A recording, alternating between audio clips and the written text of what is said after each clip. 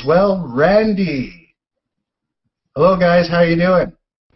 I am doing good. How you doing, Randy? Fuck Apple. Right Oh, away. jeez. Right away. I could tell where this broadcast is going. We're in for a special show tonight. Yeah, looking at that show rundown, I don't think that's the last time you're going to hear that. No, when I was looking at what we're going to be talking for the show, I counted that I'm going to probably have to bleep out about 7, 8, maybe 10 words from you, at least.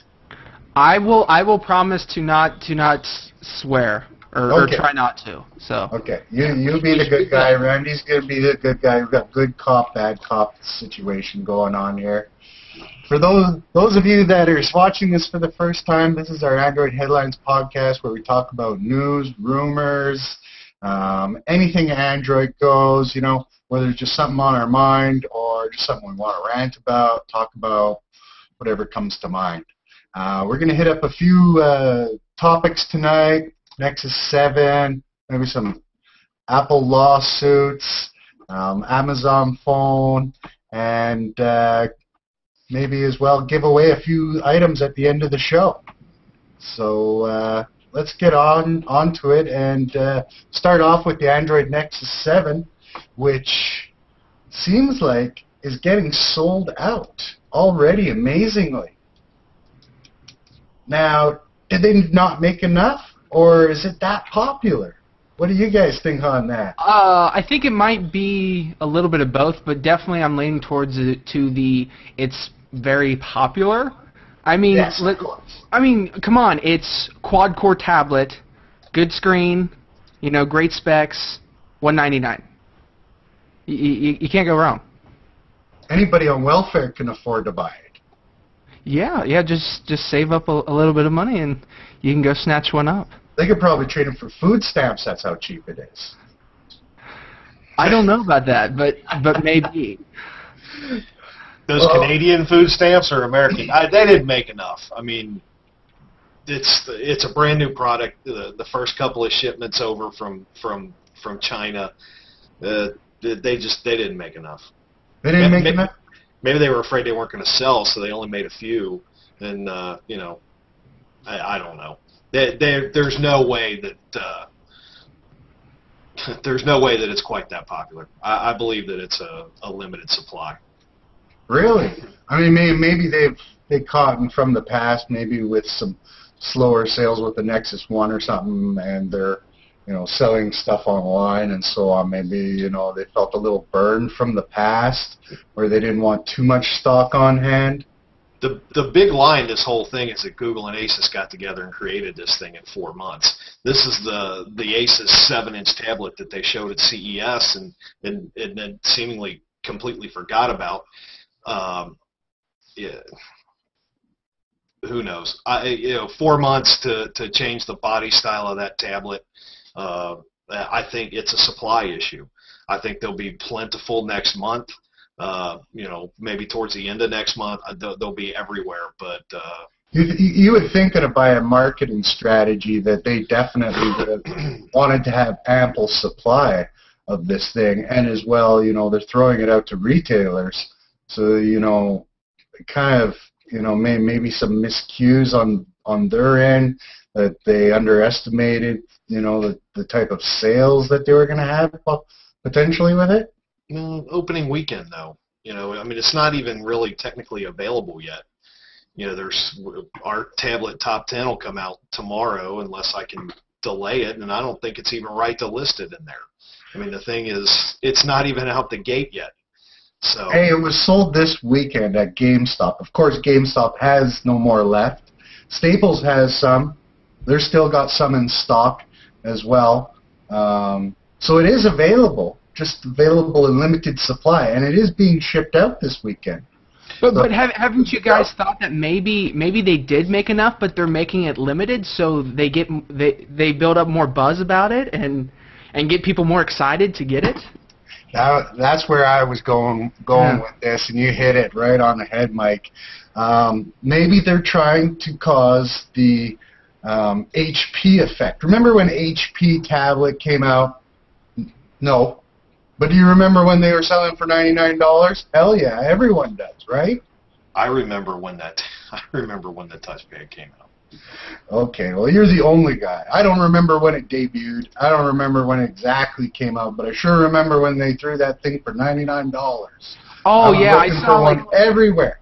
Yeah, I saw a ton of people get upset too because every place a lot of people would go, the order would go through and then they would get an email saying, "Oh, sorry, we're already out of stock," and so many people were upset about that. I was reading up about it. You know, obviously I wanted to try it out as well. People were going to Walmart at 3 a.m. in the morning, harassing salespeople just so they could get their $99 tablet.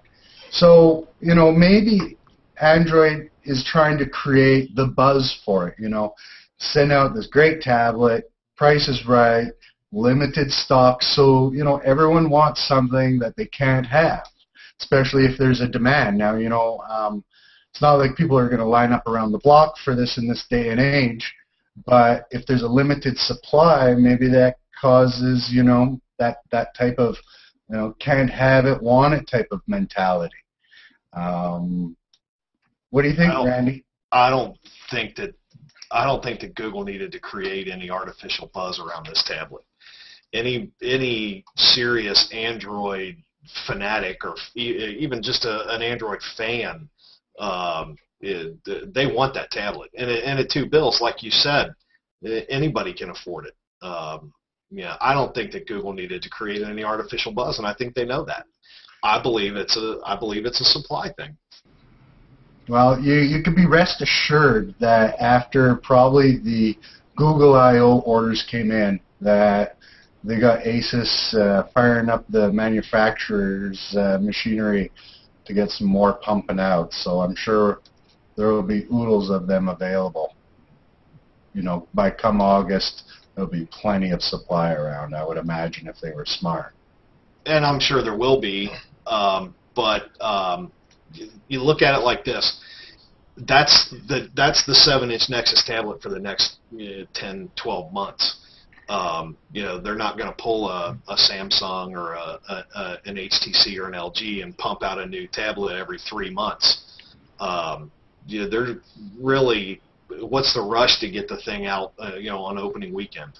I guess so. And you know, and to be honest with you, I don't see the, you know, holding back on the, you know, the amount of tablets that are out there. Because if there's one thing, you know, I could fault Google for a little bit is marketing, and I don't think that they're quite smart enough to do some strategic marketing ploy. Oh no, don't talk bad about Google on Hangouts. They're listening as you speak. I think our Hangout might be off air now. Uh-oh. Way to go, Chris. Uh-oh. Okay. Let's go back to some positive Google talk then. That'll make sure that we stay on the air. Unicorns and rainbows. Yeah. So what do you think, guys, about what type of impact the 7 is going to have on other Android tablet sales? I started playing with this thought the other day, and all kinds of wild things ran to my mind on how this could potentially affect other Android manufacturers when it comes to their tablets. You know, and the sales now of tablets. You know, let's take, for example, even Asus. Some of their tablets that are coming out at $400 or $500 with similar specs. Definitely the Acer models. You know, Motorola and HTC don't really have anything going on, but Samsung has something coming up. What do you guys think? What do you think, Mike? What do you think? How do you think this is going to affect the sales of other Android OEMs?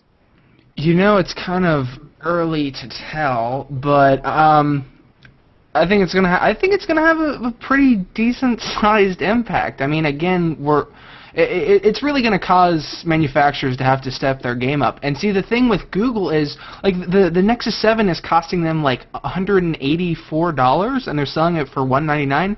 So they're losing money on each one. But the thing is, Google has the Play Store, so they have another place where they'll be making revenue. Whereas these manufacturers who are selling tablets, they don't have that kind of play. They just make money from the hardware, whereas Google makes money with the software and hardware. So yeah, it's manufacturers are going to really have to step it up to compete.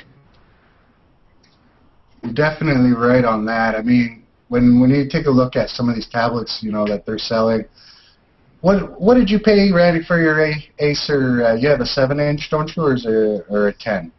I've got both. I've got a 7-inch and a 10-inch. What did you pay for 7-inch? The 7-inch tablet, I want to say that I paid $249. Which is a fairly, that's a pretty decent price. At the time, this was back into December, November, something like that when I bought that tablet. I mean, that was the going rate for a 7-inch Android tablet. And actually, now that I've said that, I believe it was $299, and okay. Micro Center had something going on, and I ended up getting a thing for $249, $229, something like that. So these guys are still going to have to cut fair amount of probably what would almost be their profit margins to get these tablets down to a competitive price. Oh, they'll have no choice but to cut their profits if they want to be able to compete with that kind of stuff. I mean, there's no other way around it. Any Android OEM that is today or last week in the 7-inch tablet business, this is it. They'll never release another model. It's a waste of time. What do they do? I mean, you have in store whatever the price is. Let's say $250, $260 an Acer 7-inch tablet. You got to be worrying how are you going to unload the rest of that stock?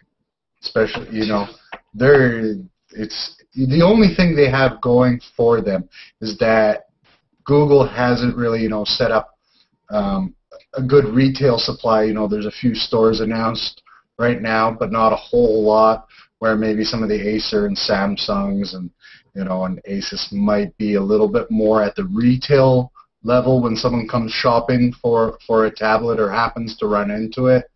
But I think for most part, most Android 7-inch tablets are pretty well dead. I mean, if you take a look at the Samsung's 7-inch that just came out a couple of months ago, they're going to have to give that thing away at $150 because it's a superior product now. It's just not as good. How do that's the other thing is that, at $199, they have a quad core, Jelly Bean, and no crap on it, basically.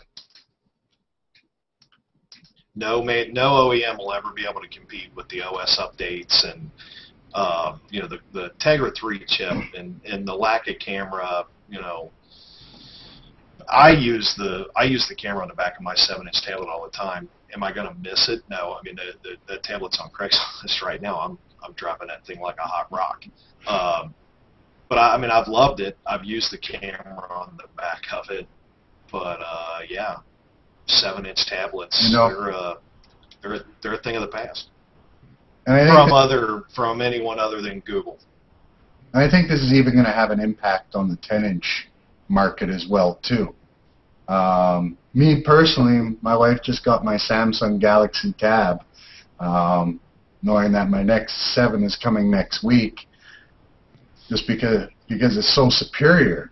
Even my 10-inch tablet is people are gonna think am I gonna spend $400, $500 on a 10-inch tablet when I could have a 7-inch for a quarter of the price? Having both sizes side by side, I've got the A100 and I have the A200 10-inch, 10.1-inch tablet. Having them side by side, they're both right here. If I'm gonna read or if I'm gonna watch Netflix or I'm gonna stream something from HBO Go, it really doesn't matter to me which one I pick up. The 7-inch size is perfect for that kind of stuff. If I'm gonna browse the web, Chrome sucks ass on a 7-inch tablet. It's very difficult. I mean, I don't have the biggest fingers in the world, but I don't have the littlest either, and it is hard to hit a link. It's hard to do anything in Chrome on a 7-inch tablet. So they both have their places. I can tell you, editing a document's far superior on a 10-inch tablet than a 7. So I'm not ditching my 10-inch A200. Yeah, so speaking of that, though, do you see Google coming out with a 10-inch version of the Absolutely. Nexus? Absolutely, I do. Yeah, because there's talk about that, and I mean, it makes sense. I mean, the whole... Well, I'll give you my theory on why I think that is a little bit later down in the rundown here. I don't want to get too far ahead in the list, but yeah, I think a 10-inch Nexus tablet's coming. I think you're right, Randy. I think we're going to see that probably in the fall. Christmas. They're talking about those 5 Nexus devices. I think one of those Nexus devices is going to be the 10-inch tablet. I think you'll see 5 phones, and I think you'll see a 10-inch tablet. Well, we'll see. So what's going to happen to manufacturers if Google does roll out the Nexus 10 and they price it lower than any other 10-inch tablet? Look, all the OEMs had their chance. This isn't like phones where, you know, Samsung is going to have a contract to sell to Verizon and to Sprint and to AT&T. This is, you know, on the shelf, Wi-Fi only. Anybody can walk in and get one. You don't need a credit check. You don't need a contract. You don't need a SIM card. You just go and you get it. And the manufacturer screwed it up by following that same high-priced, gimped up, cookie cutter mode. Yeah, the OEMs had their chance, and they absolutely blew it. I don't think Google cares. I know I don't care. I don't think Google gives a squirt whether the OEMs like it or not. Sell your phones and leave the tablets to us because you clearly don't know what you're doing. Well, that's definitely it. I mean, it's obvious why the Nexus 7 came out, and maybe it was a bit because Google didn't believe in what the OEMs were doing with it. They just didn't see the same, vision for where Android tablets, what they should be, and the price point and the experience on it, and the price factor. I mean, at the end of the day, Google realizes that, you know, there's a certain price that these things are going to sell for, and the manufacturers were trying to, you know, maybe capture, manipulate, you know, Android fans or take advantage of them. I remember some of those tablets, what was it when the Exum came out? You know, some of them wanted like $700-800, just realistic. Obviously, that was for, you know, the early adopters editions, you know, that they were capitalizing on that. But, you know, you still even take out some of the new, you know, top-of-line Asus tablets that we're looking at close to $600 for. You know, and realistically, how many of those are you going to sell? Besides the hardcore Android fans, how many of them are you realistically going to sell at that price point to, you know, compete in the market? I bought my A200 tablet specifically because, yeah, I paid $249 for the A100, and then I turned around a few months later, and I only paid $279 for the 10-inch version. And I went for it specifically because of the price for what you just mentioned. The entire mentality of the tablet market that the OEMs have tried since day one to slug it out with Apple toe-to-toe on price. They're missing so many things. I mean, this could be a whole nother. This could be a whole. This could be a monologue. I bought my A200 specifically because of the price, because I knew, you know, you're not going to be in my life for very long. I'm going to know you for maybe a year, and then I'm going to toss you. So I'm not willing to pay $500 for you. And I, you know, truly, I think that's where the Nexus 10-inch is going to maybe change my mind on that. In the day and age where electronics have become disposable, and you know, and the specs are, you know, changing every year, and the software, and you know, it's hard to keep up. And realistically, I think price point at this, you know, a balance between the specs and the price point is something that these OEMs are going to have to strive for. That's for sure. So we definitely, you know, we beat this up a little bit. Let's get to our favorite topic on Apple with Android lately, which we've been hearing a lot of. I have no idea what you're talking about, Chris. You have no idea? No. This is news to me. We've been hearing so much stuff lately, obviously, because Apple's been putting themselves front and center as a target with all of these patent litigation that that's been going on and taking place in the courts, and it seems like it's a full-on, definite war is what's taking place. If you wouldn't call it a war now, I don't know what you would call it, but definitely they're on a they have their lawyers set out on a full-scale assault on Android, Samsung in particular, but no other OEM is safe as well. And it doesn't seem like there isn't a week that goes by that there's not a new court battle or something new. The other day they were trying to bully their retailers into taking off the Nexus, Galaxy Nexus, and the tab off the shelves. To be honest with you, I'm not surprised anymore. I don't think anyone's surprised. It's just a matter of how far is it going to go and when's it going to stop. What do you have to... I can see you biting at the microphone. Yeah. Let me just go real quick because I know Randy has a lot to say about this, but this isn't going to stop until there's actual legitimate patent reform. Until there's actual patent reform and everything, this is just going to always go on. So, anyways, on to you, Randy. Mike, you sound a little underwater there. You got a little fish in your throat on your microphone. Oh. Just let you know we're here. You sound a little bit underwater there. What do you got? Working right, or it sounds weird? Yeah, I think like last really time weird. you're having a little bit of weird sound there. Okay, no, I'll just I switched to my webcam microphone. So. There we go. Perfect. Anyway, go ahead, Randy. I know, Randy, you're okay. Let's sit back. I'm ready for this now. Let me get my drink in hand. Go to it, Randy. Fuck Apple. Look, it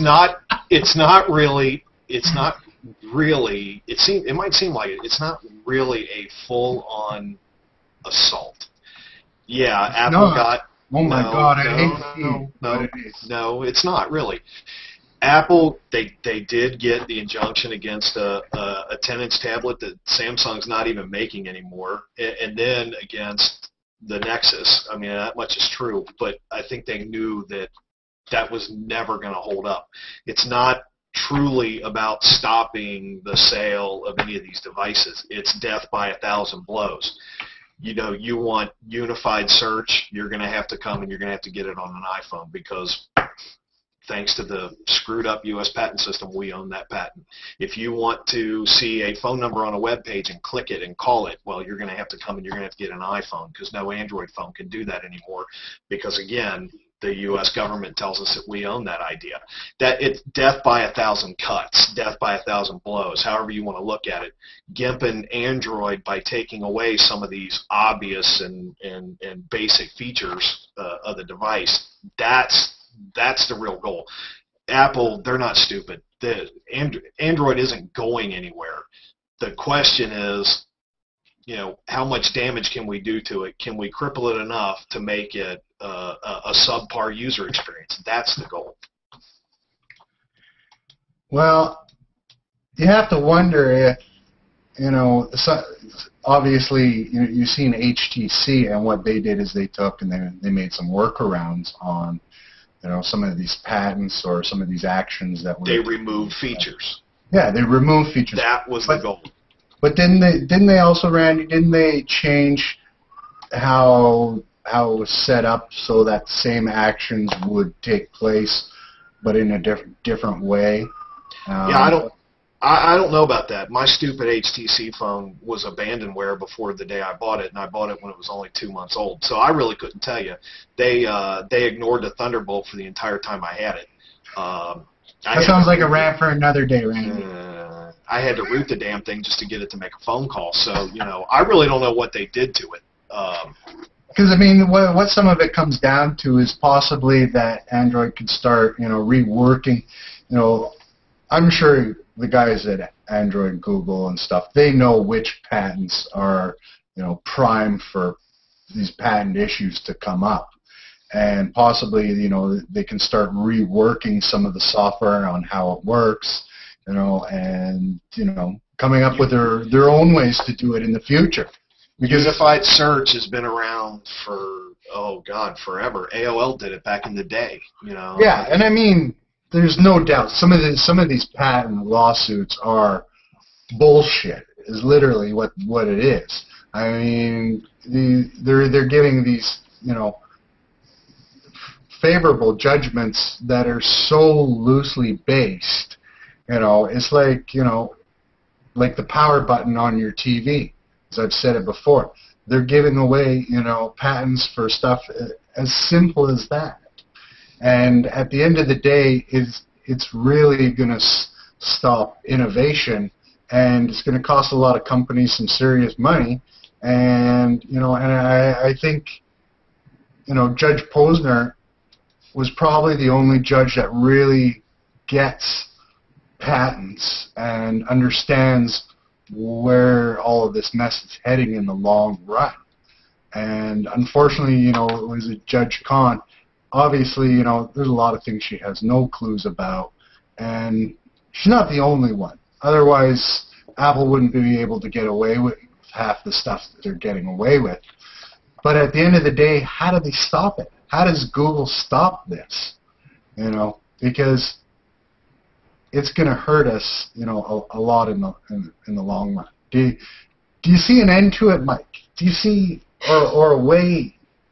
Is there something, you know, and being frustrated as an Android user, just hoping that, you know, there's a light at the end of this tunnel?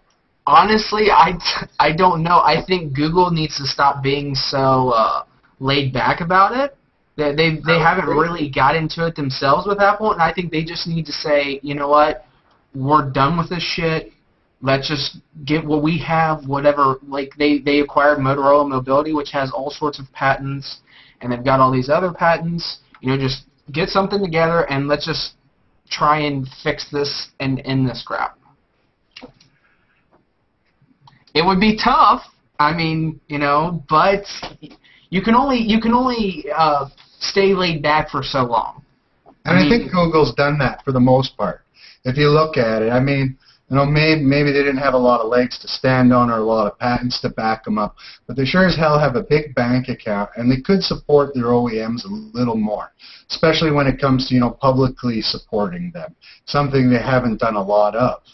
You know, whether or not they got a leg to stand on and supporting them, you know, I'm sure there's definitely means to how they could support them legally, or, you know, even through the government in petitioning, you know, or lobbying for patent changes in the future, because it's blatant that obvious that Apple is truly using the system against them. And two, I'm pretty sure there's prior art on most, if not all, of Apple's patents, and multiple cases of it. I mean, for example, it was the UK High Court had like around 50 examples of prior art of the iPad's design patent, and they basically threw that out of through the whole thing that Apple was going after Samsung about the Galaxy Tab, saying it was infringing on their design patent, and the court was like, hey, there's 50 examples of prior art that used your, you know, that used your patent before you even came up with it, and they're like, so no, this does not hold up in court. And I'm sure there's more examples like that with a lot of Apple's patents. You know, it's kind of funny. It seems like the American courts seem to be siding with Apple more than maybe some of the European. Well, I mean, it's an American company. Well, of course, they manufacture all their stuff outside of the U.S., but it's an American company. Not very American, just where they're located. Hang on. It really doesn't have anything to do with the fact that Apple has an office here that they use to design products to have manufactured in China by a million people at Foxconn. But Randy remembers a Foxconn story. Oh, you did. That's right. You told me if I mentioned Foxconn ever again, you were going to fire me. That's not why the courts side with Apple. The courts don't side with Apple because they're an American company. The courts side with Apple because the U.S. Patent and Trademark Office keeps issuing them these stupid patents. In the eyes of the law, therefore, that patent is valid until it's either the Patent and Trademark Office revokes it, or until, you know, a case is tried, like it's going to happen here with Samsung and Apple, and Samsung would prevail. Then, you know, it's the presumption that the patent is good and valid. That's why the courts keep siding with Apple. It's a valid patent until something happens to change the validity. How do they keep granting them such loosely based patents? You know, blame it on the Supreme Court. I mean, you know, it was the Supreme Court that essentially set this whole thing up to say, yeah, you can patent these stupid ass trivial features of an operating system like unified search, which has been around forever, but because, you know, you're going to put it on a goddamn phone, you can have I apologize. Because you're going to put it on a phone, you can have a new patent. You know, it doesn't matter that AOL, the stupid AOL software did this back in 1990. That's fine. You're doing it on a phone now, so here's your fresh patent. It just gets too much, you know, from swipe gesturing to how you move your hand on the screen to this, you know, the shape of it. It's, you know, it's gotten to the point where, you know, basically anything Apple makes, they own it, and they invented it. No one else did anything ever before Apple ever existed. There was no technology. Everything they've done is truly unique, and no one else can do anything that even comes remotely close to it, or they shouldn't in fear of litigation or, you know, the courts coming down on them. You don't have to invent it. You don't have to think of it. You don't have to create it. You just got to be the first son of a bitch that files a patent for it. That's a fact. You just have to be Apple and reinvent it. Well, but you're the first. Apple's the first company to file for this patent, and until somebody can challenge it, and Google's doing that. Google and Samsung both are challenging the validity of the patent with the Patent and Trademark Office. Until you can knock me off of this patent, it's mine. I own it, and I'm going to go after it in every single phone. You don't have to invent it. You don't have to think of it. You don't even have to think it's a good idea. You just have to file the patent first. So as us Android fans, basically we've come to the conclusion that this is not going to end anytime soon, and it's going to take probably government intervention for this mess to really get sorted out, or maybe the courts to get tired of it and just start throwing it out like took place back a couple of weeks ago, Motorola and Apple. Judge Posner. You know what he said? He said, fuck Apple, and you guys, since you can't show that you've actually suffered any harm, any loss, or any damages, you're out of here. And he said the same thing in Motorola. They were countersuing one, you know, each company were countersuing the other, and he told them both to go blow. So that's probably the smartest judge when it comes to technology. Him and the happy judge in the Oracle Google trial. Well, we certainly need more judges like Judge Posner, and hopefully he can, you know, he seems like he's a pretty vocal judge about the patent system. Hopefully we can see him heading up some type of commission or some way to spend our tax dollars, and you know, you're wasting the tax dollars taking it to court. Let's put together some type of commission, you know, or whatever bill or something to get this as an issue put before Congress, that hopefully something can get done, because it's wasting millions of dollars of taxpayers' money on frivolous lawsuits that have no business in the courts because of the poor way that the patent system is set up. So I think we probably ran this dry. The only other question that I have that I wanted to finish this up on was, and by the way, just before I move on, Mike Corbett just joined us. He was running a little late today, his wife's birthday, so he finally made it. Welcome to the show, Mike. Thanks for joining us. Better late than never, eh, buddy? Yeah. All right. My last piece that I wanted to, you know, tie in with the Nexus 7 and the Apple was, does Apple try and litigate over the Nexus 7 and shut it down, their most popular, probably, device since the Nexus 1? Do they try to do something to stunt the sales or, you know, cause havoc with their patent system that like they've been doing? Anyone want to weigh in on that one? I think one of the ways that they're trying to stunt the sales is just like they always do. You know, they're not going to announce an iPad mini. They're just going to have their sources with the Wall Street Journal and the New York Times and all these other places, you know, drop these well-timed and well-placed rumors to try to slow the demand. But you don't think that we're going to see some type of litigation potentially, like with the Galaxy Nexus, where they're going to come in and pull one of their frivolous patents out of their back pockets and try to get sales halted with one of their Apple fan judges? Well, they'd probably do the same thing, but yeah, they can't just like they can't join that case with the Samsung Galaxy Nexus because it's a different company. But they'll probably take that unified search patent and take Asus to the wall. That's what I was thinking too. It kind of depends on if they're friends with Asus at all or not, or if they have anything that, you know, that works together. You got to think about Apple doesn't go into things when they want something or when the other company has something over them. So you got to think about that too. Samsung has 40% of the supply of the iPhone and the iPad, and that's not stopping them from taking on. That's true. Samsung, or 40 or 46 or 48%, whatever it is. You know, that stuff's made by Samsung.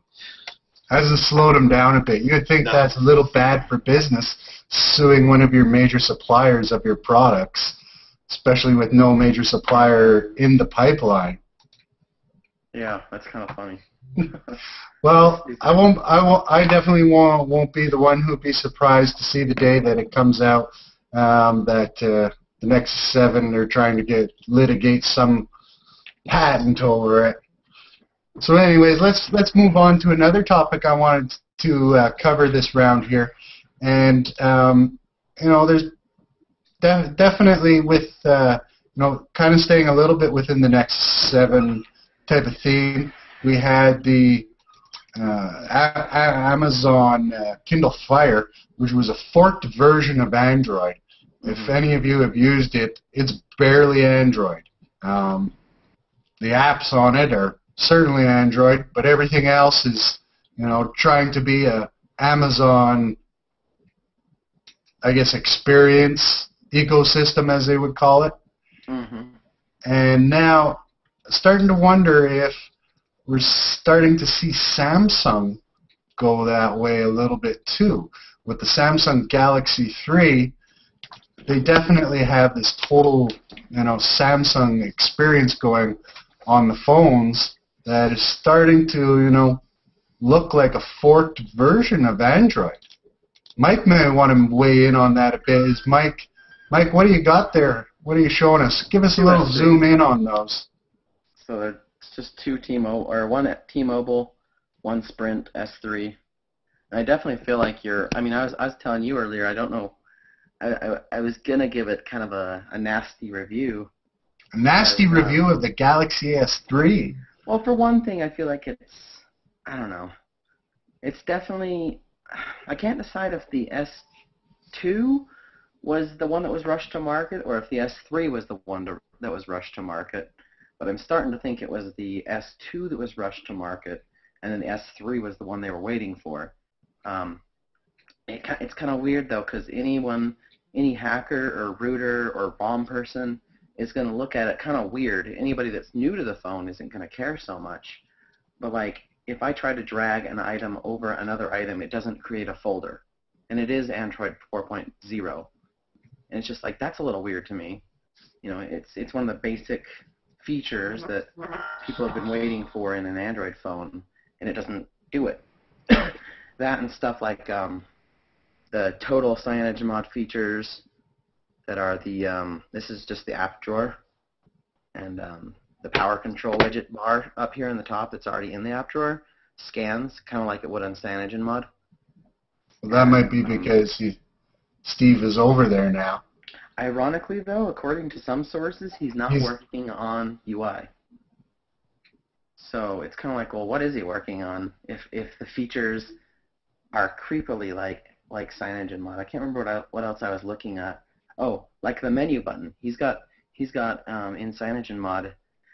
There's a menu button hack where you can make your menu button do other things. Like I had mine doing screenshots for a while. I could just long press my menu button back in like signage mod 7, I believe it was.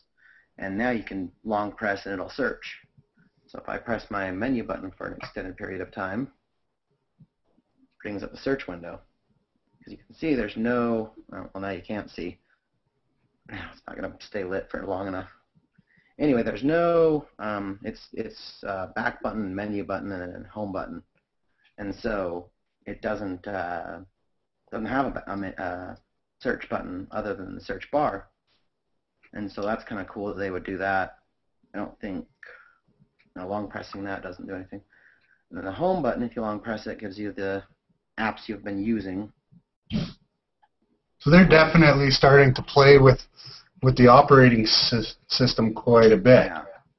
Never mind besides their other stuff they got going on, which we'll get to in a little bit. But they're starting to hack on the operating system, which sometimes can be good, sometimes can be bad. It's always nice to maybe have a few extra bells and whistles. But in this case, I feel like it's a little confusing if you've already been on Android. If you're new to it, then it's probably going to be an awesome experience. You're going to love it. Well, now we have Randy a while back. He was, when the Galaxy S3 was first announced, and he had some strong opinions on the Galaxy S3 and the ecosystem and what they were doing. You want to just remind us where you were going with all of that, Randy? We had a guy that, wrote a whole nice long story about this glorious coming Samsung ecosystem. Oh, are you talking about the whole Apple-like tendency? We're going to talk about the ecosystem. Yeah, the ecosystem is where we're going with that. And Samsung, if they want to fork Android, let them go ahead and do it. Samsung is on the way. Samsung is no Amazon. Ecosystems, are they the one that bought Mog, or was that HTC? I understand they've got some stupid music streaming service, and I know you can rent a couple of B-list movies, and you can buy some books and maybe even some magazines. Nobody wants any part of it. I have seen Samsung phones, the S2 and the S. The people that have them, they hate the fact that these Samsung ecosystem apps are even installed on the device. Ecosystems are harder than it looks. You have phones, you have music streaming, maybe you've got some movie streaming, this and the other. You don't have an OS.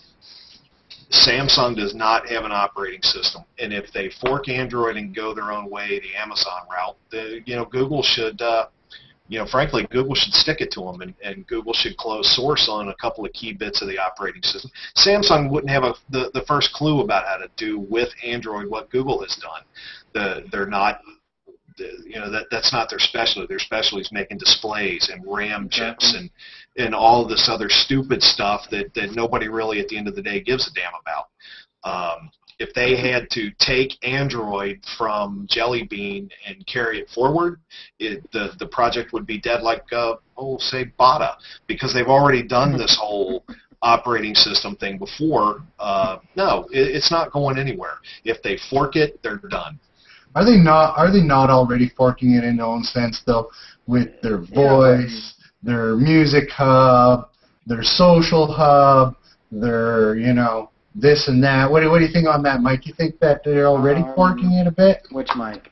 Well, let's talk to the other Mike.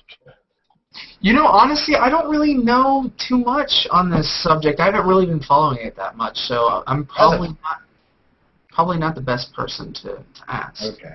Mike's got two Samsung phones, so how do you feel? He's got two Samsung Galaxy S3s. Who's the best guy to answer here? I kind of feel you probably don't even use those though, right? I keep one on me. I keep whatever phones I'm checking out at the time. No, I mean, in my pocket. I'm talking about their forking type of experience apps, with the music and the voice and everything like that. Yeah, they've got All Share, they've got Chat On, they've got Game Hub, they've got their own stylized gallery. Their internet app looks a little different. They've got Keys Air, Media Hub, something called More Services, Music Hub, Music Player. Don't forget the Samsung App Store. S-Memo, S-Voice, Samsung Apps.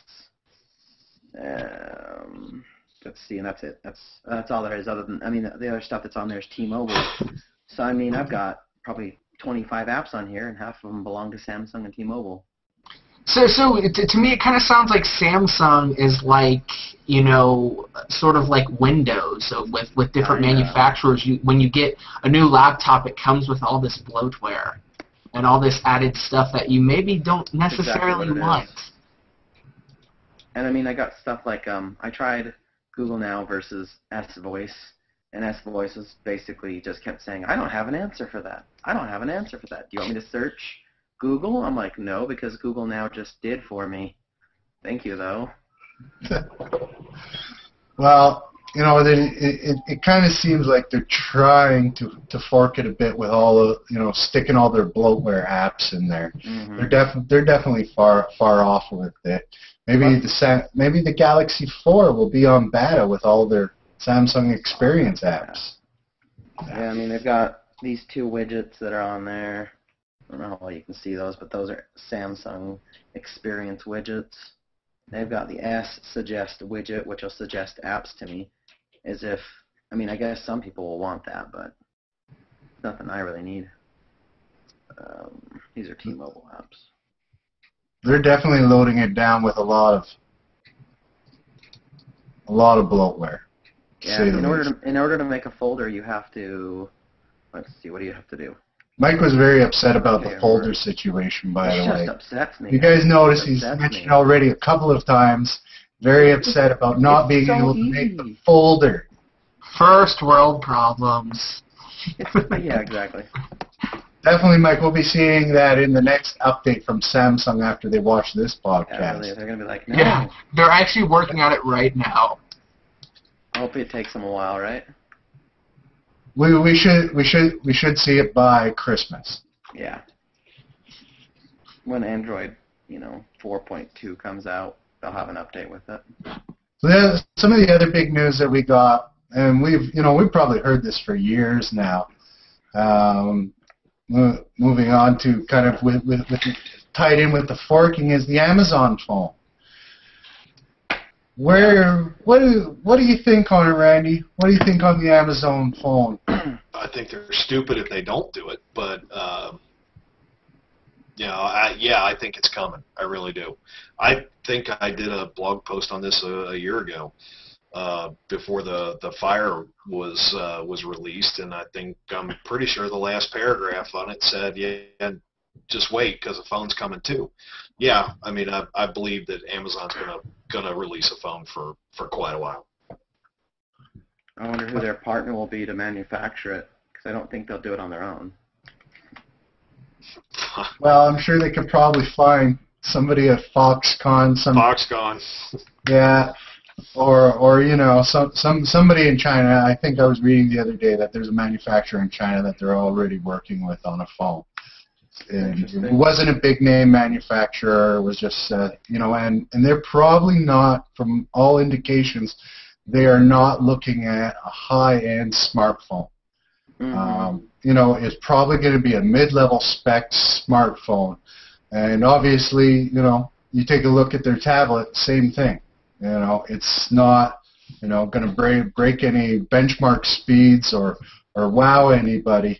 But they're going to sell it at, $49, $79, something stupid like that, and promote the hell of it out of it on Amazon.com, buy tons of ads, and promote their services through it, and practically give it away because they know they're going to make money on their content. Mm-hmm. Yeah, they've got the same play as Google does. The thing is, though, I don't know if you guys have used the Amazon App Store, but apps don't get as updated nearly as often there as they do on the Play Store. I ended up spending pretty close to $50 to go and rebuy things on the Google Play Store so that I could purge the Amazon App Store from my device. But when it comes to the phone and the selling it for $49, I don't know how much truth there is to all the reports that at Christmas time last year, Amazon sold every Kindle Fire that they could make, and then after that, the Fire fell on its face. I don't know how true those rumors are, but that would be my one great big concern for Amazon would be, you sell the hell out of that initial shipment, and then what? Now we've got all of these little Kindle matchstick phone devices that that we don't have anything to do with. I'm not sure how popular it's going to be. You drop the initial excitement of the idea of a cheap phone made by a good company, and it's like, what am I supposed to do with this exactly? It'll probably be made by Huawei or ZTE, and it'll have that Chinese back door. But then the Chinese government will subsidize the manufacture of each device, and Amazon will be able to actually make $1 or $2 on the damn thing. Quite true. Well, there's no doubt that we're going to see an Amazon phone, and it seems like it's going to come out pretty soon. I think the buzz over the Fire is pretty well, or should I say the Fire is out. The Fire is over. Ooh. Especially now. Somebody put that Fire out already. They definitely did not make a lot of fans with Android. I mean, give them their kudos. They sold a lot of tablets, and they've made some, probably helped some market share obviously for Android tablets. But I think anyone that is a true Android fan is not buying an Amazon Fire 2 or Amazon phone anytime soon. Yeah, not with the Nexus 7 out. No, I don't think any, and I think Nexus 7 killed the Amazon Fire. I don't think they'll be selling any of those anymore, except for potentially grandmas who want e-readers who are addicted to Amazon.com. And I think potentially the only sales that they have left are those Amazon Fire fans that are out there, people that, live, eat, and breathe and sleep Amazon. I know it sounds weird, but it does happen. People are like that. And obviously some people bought it and it worked for what they needed it to do.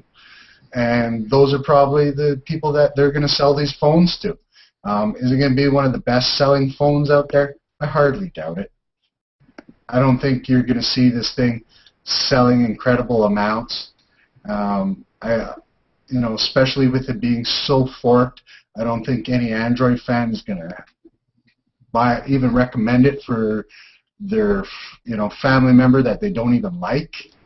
The only way I see anybody who knows Android recommending an Amazon device in the future with them continuing to fork it is if they were to potentially, be a customer that was looking at an Apple product or an Amazon product. That's the only way that I could recommend it. Yeah, and not to get off topic here. We were just talking about the Kindle Fire, and Google and Amazon are actually in talks right now and actually figuring out if they should stock the Nexus 7 or not, because if Amazon stocks the Nexus 7 on their website, then there's a chance that it could, kill the sales of the Kindle Fire. So I think it'll be interesting to see what Amazon decides to do with that. Yeah, I seen that story, and I know you took care of it, and that was definitely an interesting one for sure, because I think, as soon as they put the Nexus 7 in stock, it's like saying, okay, we're no longer selling, Kindle Fires, business is dead, it's over, it's done with. And, well, it'll be interesting to see what kind of phones they do come out with. I'm not too excited. I think the initial excitement will be to see it, look at the specs for about 3 minutes, and then my excitement will be over for it. How about you, Randy? You seem pretty busy there. Are you thinking hard about this? No, it's not really that hard. It's really not that hard to think about. They're going to make them. They're going to sell them dirt cheap, and they're not going to sell that many. It's a dead product. That's pretty much the end of that. Now, Mike had sent me a message earlier about, he wanted to talk about Google buying Sprint or T-Mobile. And I was like, where did this come from? This is like half a year ago. So I wanted to throw this out to Mike. He wanted to talk about this a little bit. What were your thoughts on this, Mike? Which one of us? You're the guy who brought it up, so I don't think it's the other Mike. I was going to say, I didn't send you no message. I mean, I'm always sending you messages. Droid Mike. Say that, so Just call him Droid Mike from now on. So. I mean, I don't know. It's been one of those things I've thought about and I keep thinking about, and people just keep mentioning off and on and off and on and off and on. And I think it's is the third biggest carrier, but that's like saying, you know, they're the third biggest turd. You know, it just doesn't do a whole heck of a lot, especially when the first two turds are so big that it just doesn't even matter. And you know, they're only above T-Mobile, and it's kind of like, well, who cares, because, you know, they're so small. It's not that big of a deal. And I mean, we were talking, it's definitely not going to happen for a while where they just bought Motorola. FCC would definitely be like, no, we can't let you buy Motorola, and then have your own carrier when you're selling these Android smartphones. Yeah. But in a way, I can see Apple doing the same thing this year. But instead of buying somebody, they're just like, okay, Apple. It's Apple. You come to Apple, you get an Apple provider, you buy an Apple phone, Apple. Yeah, you're on the Apple network now. If they've talked about it and they've rumored about it. I don't think they've bought Spectrum or anything like that, so they're probably pretty far from it. But I think, honestly, my opinion, I'll throw my 2 cents in. Apple might be ballsy enough to do it and do, you know, the Apple network with the best, you know, technology, and we're going to sue somebody who comes out with 4G because we invented it. No, just kidding. Yeah. But no, they might be the only company out there that has enough balls. I don't see Android doing that because, first of all, they have, you know, there's still a little bit of bad taste from the OEMs with them buying Motorola, you know, even though they've tried to downplay it. I don't see that happening because then, you know, if you look at it long term, eventually Google's gonna sell their own phones. They got a company to manufacture their products, and now all they need is a carrier, and we no longer need Verizon, Sprint, or T-Mobile, or whoever now, or they don't necessarily even want, you know, necessarily Android. You know, I don't see it happen. If Samsung's forking Android, you know, what better way to screw Samsung and Verizon and any other carrier that's going to carry their forked Samsung operating system than to manufacture your Nexus devices at your subsidiary named Motorola, and then have those devices run on your G-Mobile 4G network. You know, yeah. I mean, I did a blog post about this too after the AT&T T-Mobile deal fell apart. I wouldn't be surprised if they try. Well, I mean, they have the voice technology. Would they rather just, you know, maybe expand on that voice technology? And, you know, they definitely have the know-how and the software and probably the brains and already the technology, you know, to get us just running via data, you know, and cut out some of the carriers down the road. I kind of feel like that's an eventual plan. But the Motorola thing is not allowed. They're not allowed to make a Motorola Android phone that's specific and close off Android closed source to go Motorola only for at least 5 years. 5 years. That's only in China. Yes. They didn't. Only in China, because China, you know, and there's strict regulations of knockoffs and how they do business over there. It's a good thing. Android can be open but still be closed. Here's enough of Android open source for you to do something with. It's just not going to be this something that we're doing over here. I can't see it at least happening for another year. They wouldn't. I feel like they would announce that at a Google I/O type event, like, okay, all of you Google I/O attendees, they're going to help us test a new network. 6,000 people on a network.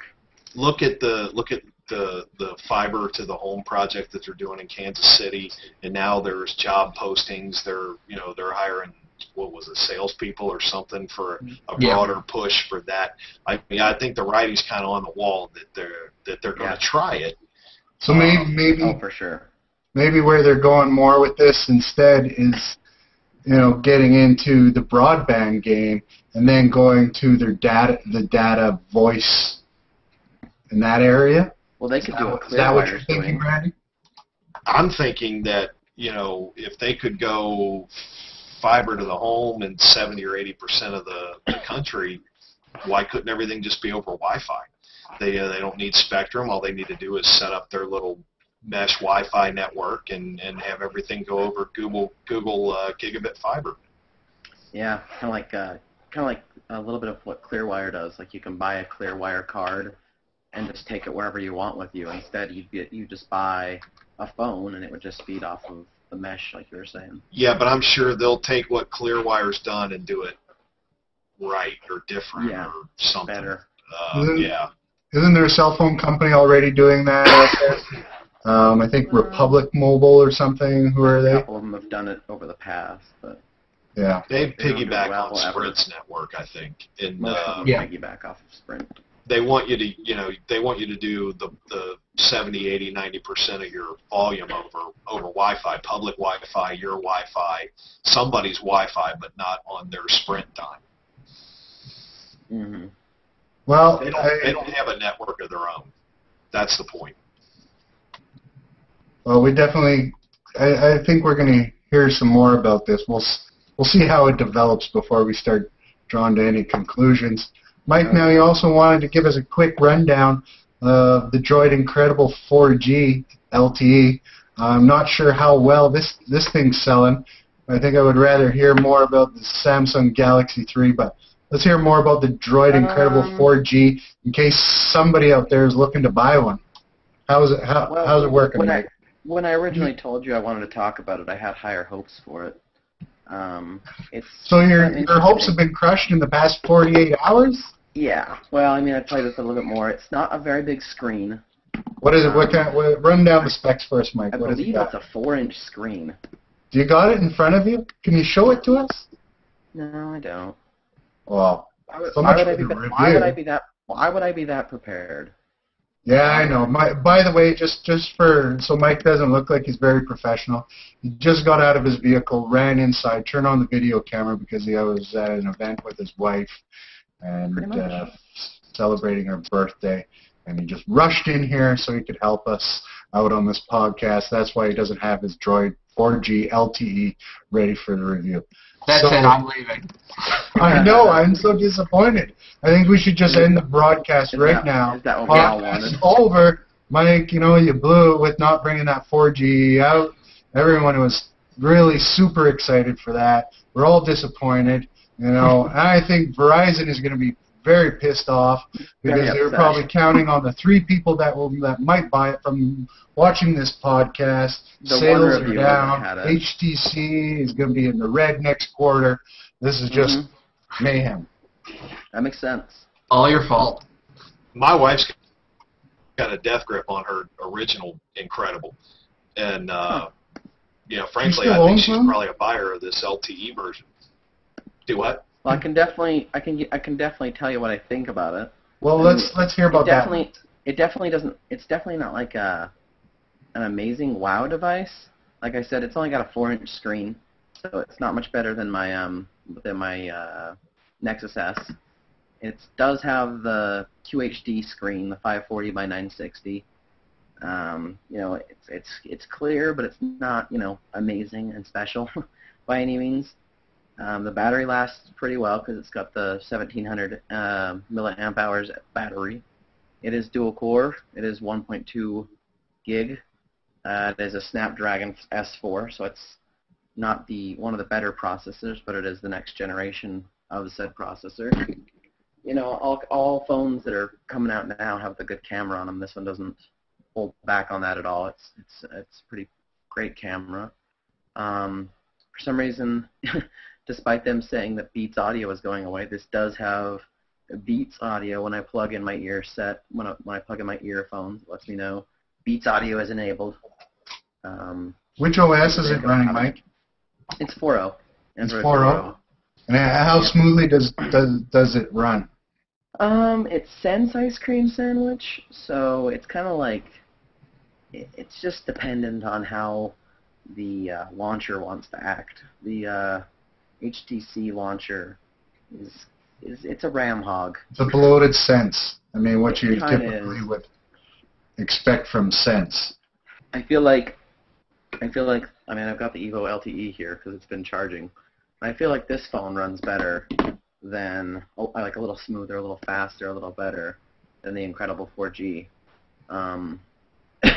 You know, it definitely sticks to its namesake because of the way it looks. I kind of got it, and I kind of, for a second, I looked at it, and I thought, I think they sent me the wrong one. This looks like the 2, actually. I looked at it for a minute, and I'm like, no, it's definitely the right one. But, you know, the fact that I even couldn't differentiate that heavily was kind of like, ooh, that's not a good sign. Well, hopefully they're selling it for a good price. Yeah, and I can't even remember what price they're selling it for right now. I think you're giving it, I seen it the other day for $49. It was on sale somewhere. I'm sure it's pretty cheap. Just I think due to it'll the be fact that I think it's going to be about iteration. $0 by the end of this podcast. All You heard that, Randy? Great deal for your wife. Let her know. My wife loves it. She really doesn't care. She hates my Galaxy Nexus, the size of it. She hated my Thunderbolt. Well, that's good because the size did not change. She loves the size of it. You know, she hates the operating system.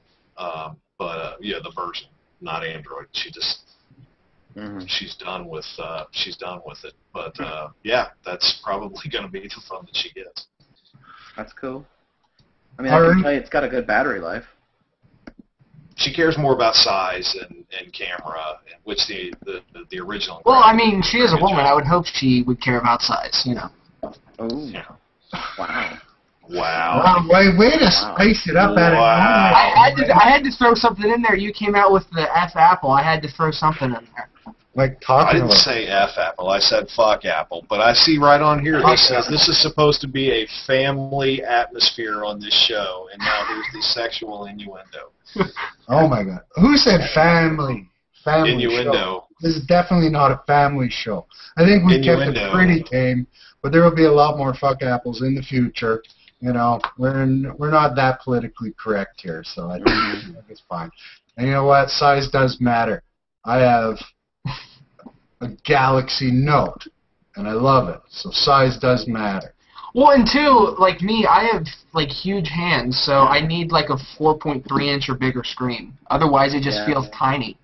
What are you using right now, Mike? Me and Mike are rocking the same phone still. Yeah, I'm still rocking the Evo 4G, and actually I came across someone I follow on Twitter. They actually have Android 4.1 Jelly Bean ported over to the Evo 4G. No, they don't. Well, I actually I've got it loaded on here, Mike. After I saw your post, it's pretty rough right it's now. molasses. Yeah. It's ridiculous. Don't you guys now? I mean, I But don't know how some of you guys. I'm not sure, Randy, but how many of you guys root your phones? You know, and it's fun. It's definitely fun to root your phones, you know, and get the latest bells and whistles and stuff. But they're full of holes, a lot of them, you know, and sometimes that kind of pisses me off a bit. And not to blame those guys, you know, they're having fun. No, they do a great job. They're giving you the in their spare time. They're doing hard work on it.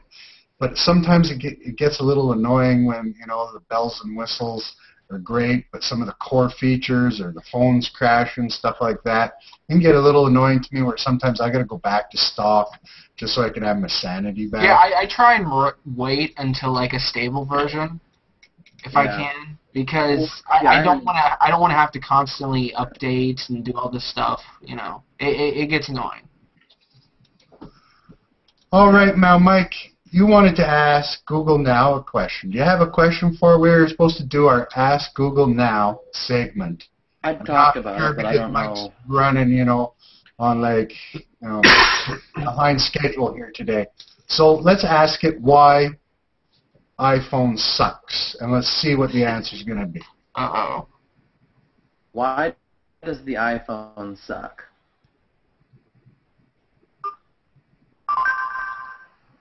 I don't know if it's going to speak or not. I doubt it.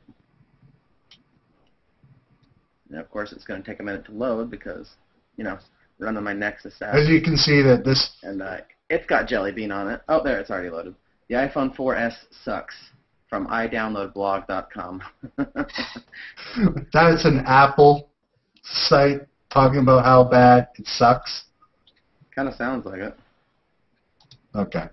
As you can see, that this was not one of those Siri commercials that was pre-rehearsed for the outcome and stuff like that, because obviously it didn't work that well this time around, trying to take a look at Apple. Well, I do have, I mean, we talked about some of the news earlier, and I went back and watched the keynote where they talked about Google Now and such.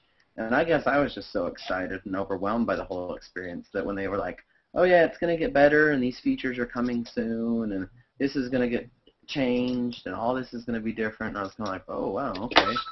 They talked about kind of like setting different things and having it change or do different features and such, and I was just kind of like, oh well, that's kind of cool.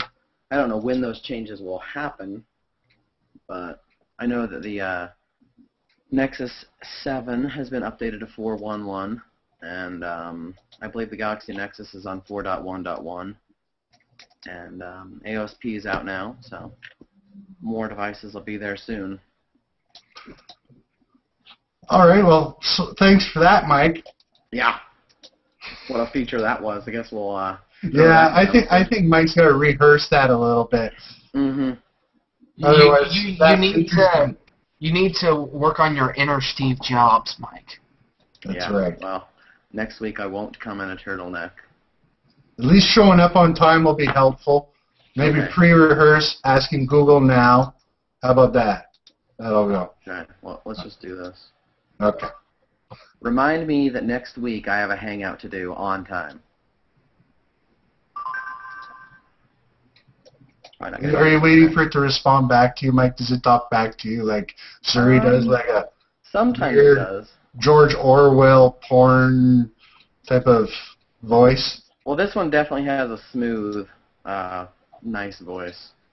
Let's do an easy one just so I can demonstrate in case people weren't watching last week or didn't watch last week's.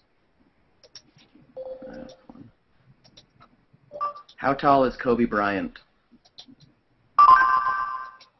Kobe Bryant is 6 feet 6 inches tall. Oh, got a far smoother voice. Amazing. Very Amazing. clean.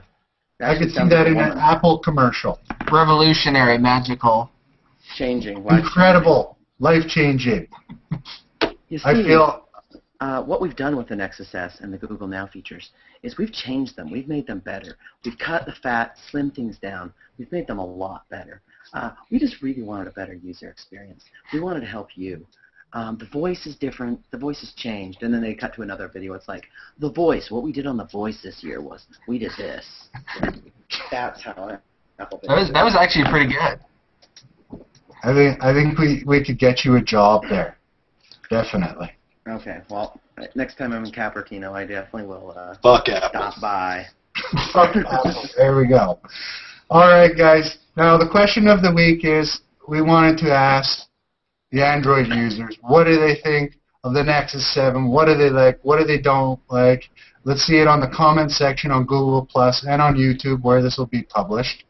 And if we like your questions, we'll read them on the air. We'll make fun of them and totally tease you and potentially have a chance to win a prize. Mm-hmm. That's not bad. Now, speaking of prizes, I think we should give something away. What do you think, Rand? You think we should give something away? I think you should give something to me. You have everything. You're like totally like loaded tech geek. You should send us something. I'll look around. Okay. Now, Mike, what do you got to give away for this week? Well, we've got one of two things. Do we want to give away something small, or do we want to give something away that's useful? Let's give away something useful. People never want something that's unuseful. Just 1 second. I can show what we're going to give away. I'll be right back. He was totally unprepared for this, not even ready for the giveaway. Like, how unprofessional can you get? You forgot we were doing the giveaway. Where's the product?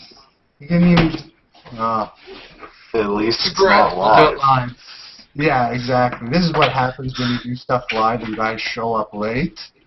Next time, yeah. There we go. Motorola decided to get gracious with us. Motorola got gracious. I guess that's because they haven't made any products lately. Yeah, maybe. So, I have That wasn't a poke at Motorola. I have 2 Motorola Roadsters. They are Bluetooth for your car. Wow. We'll give away one today. All right. Another one at a later date. There it is in there. Beautiful. So basically, this is a voice-controlled Bluetooth car that claims to have crystal clear calls with Crystal Talk technology. Of course, you can you can listen to your music, excuse me, over it. You can answer a phone call. There's different kind of things you can do with it. Evidently, it remembers where you park with an app. You can use voice controls. You can amp up your audio. Sounds like you've used it a lot, Mike. I've actually used it a little bit with my Motorola watch. Since the Motorola Sports Watch has no audio. We're not giving any of those away, buddy. No, not this time. So what do people have to do, Mike, to win this product? What do they got to do? I'll let you decide because I'm not very good at giveaways. You're not very good at giveaways? A simple giveaway would be, let's just have them email us, and the first person that emails us is going to win it. So how about that? That's just simple enough. Let's not make it hard, eh, when you have to jump through hoops. You know what? We'll make people do something really super hard on our next giveaway. But this time, let's make it super simple. Email us at androidheadlines@gmail.com that you want to win this great Motorola headset, and the first person to email us there will get the headset. Simple enough? It's a Bluetooth headset device. It's not even a headset. Not even a headset. That's right. No, it's just a speaker, and it's I loud. didn't get the memo, Mike. It's really You're loud. right. I didn't get the memo. Okay. If it would have been a week from now, you would know because you would have said. You know what? You know what? You both are so unprepared for this. Both me? How am I unprepared for this? I have my product right here. I'm going to give away something that I know about. It's the Cruiser Light cases. Now we have one here for the One XL, and I also have another one here that is for the Galaxy Note. One is in a nice green. All right, yes, a nice puke green. And we have a nice black one here for your HTC XL1. And this is from Cruiser Light at cruiserlight.com. They have tons of great cases, really cool, different, all kinds of cool ones. That's my little plug for them. I'm going to give away 2 of these. And all you have to do is email me as well. Email us, androidheadlines@gmail.com. We'll give you a couple of these as well, too. They look pretty good. I have one on my phone. Obviously, this one's not on my phone now, but I just wanted to show it to you. It's a nice smoky color, and you can see the little droid guy on there. And, yeah, it's actually pretty good quality. All right, guys. Thanks a lot to Mike and Randy for joining us on the show tonight. I had lots of fun with you guys, and we'll see you guys back in a couple of weeks. Next week, we're going to have some new guys on the show, potentially also a guest appearance. We'll see what happens with that, if Mike can show up on time. And I've even got a guest that wants to come on. I just need to get a hold of him. All right, Mike. All right, thanks a lot, guys. And in the meantime and in between time, that's it for the Android Headline Show. Thank you to everybody, and we'll see you next week. See ya. Bye. See ya.